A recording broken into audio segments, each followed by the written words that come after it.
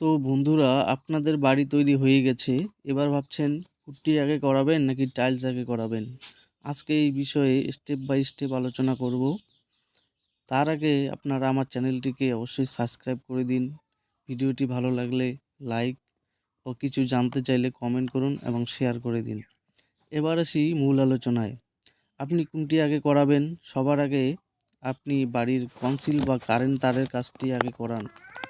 তারপর বাড়ির কোথায় কোথায় টাইলস বা পাথর বসাবেন সেটি নির্বাচন করুন।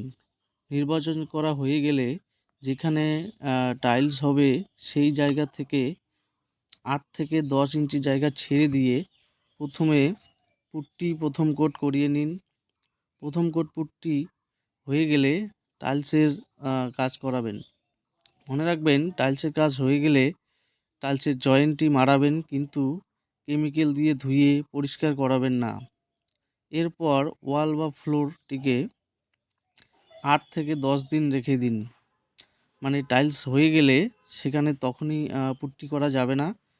টাইলস হওয়ার পরে ওয়ালটিকে ৮-১০ দিন রেখে দিতে হবে। কারণ টাইলস লাগানোর সময় যে মশলা ব্যবহার করা হয় সেটিতে জল থাকে, আর এই জল ভালো করে না শুকিয়ে পুট্টি করলে জলটি যখন শুকোতে পারছে না তখনই সেই জায়গা থেকে ওয়ালের ড্যাম হয়। কারণ পুট্টি হয়ে গেলে ওয়ালের যে গ্যাপ থাকে, যেদিকে ধরেন জলটা শুকাবে সেই জায়গাটা বন্ধ হয়ে যায়।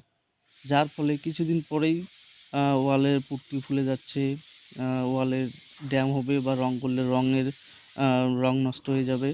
তো এই কাজটি করা যাবে না।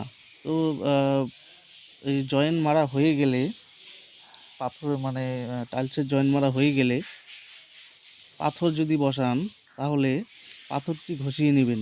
মানে পুট্টি ফিনিশিং করার আগে, পুট্টি এক করতে মারা হয়েছে তো ফিনিশিং করার আগেই পাথরটিকে ঘষিয়ে নেবেন। কারণ পাথর না ঘষলে পাথর ঘষার সময় যে নোংরা কাদা জল বের হয় সেটিতে ওয়ালে দাগ লেগে যায়, যার ফলে ওই দাগটি সহজে মিটতে চায় না। এইসব কারণে পাথরটি আগে ঘষিয়ে নেবেন পুট্টি ফিনিশিং করার আগে। এসব কাজ হয়ে যাওয়ার পর আপনি পুট্টির ফিনিশিংটি করিয়ে নিন। ফিনিশিং মানে পুট্টি আরেক কোট পুট্টি মারা হবে। আরেক কোট পুট্টি মারিয়ে নিন এবং এরপরে পুট্টি ঘষবেন।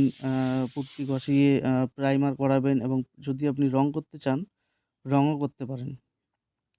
প্রাইমার ও রঙের কাজ হয়ে গেলে লাস্ট আপনি টাইলস কেমিক্যাল দিয়ে ধুয়ে পরিষ্কার করিয়ে নিন।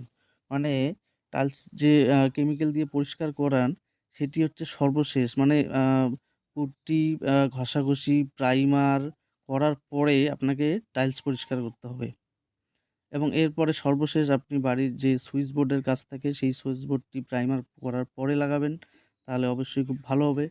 তো এবার একটা জিনিস বোঝা গেল যে প্রথমেই আমি আ আ ফার্স্ট কোট পুট্টি করাবো, তারপর টাইলস করাবো। টাইলস করার পর ওয়ালটিকে ৮-১০ দিন রাখবো।